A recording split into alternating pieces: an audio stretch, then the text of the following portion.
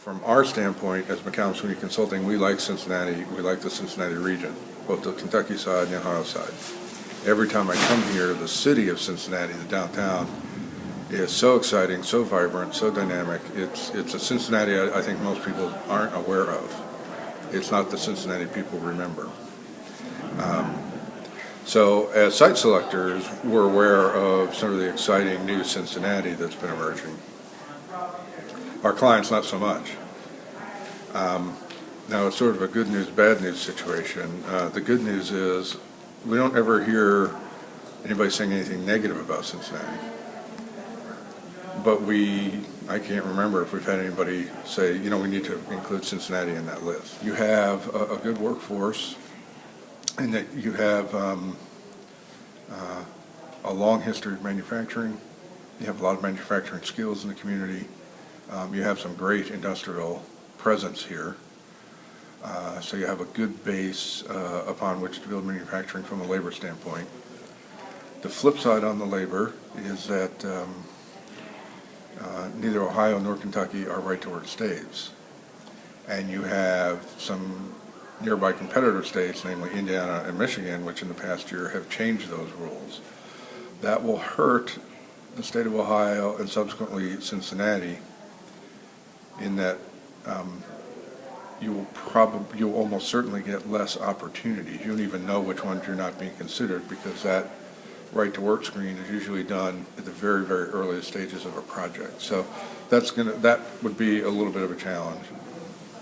And then also on the quality of life side, you have the University of Cincinnati, which is itself beginning to get a higher profile from a national standpoint, which helps the university, which also helps the city. And a strong university in a community, large or small, is something our clients always favor. They don't always go out and seek it, but if it's in one of those cities that we happen to be looking at, it's always a strength. I think the biggest weakness is both a fact and also leads to the perception that Cincinnati's sort of been passed by, and that is the unfortunate dramatic change out at CVG with the pullout of Delta. That hurts. That hurts with recruitment for all projects. It can hurt very much with recruitment of office projects, particularly headquarters projects. They have a strong propensity to go to hub cities with international airfare. They don't all do it, but that's a challenge. And just the level and number of flight services is down so low.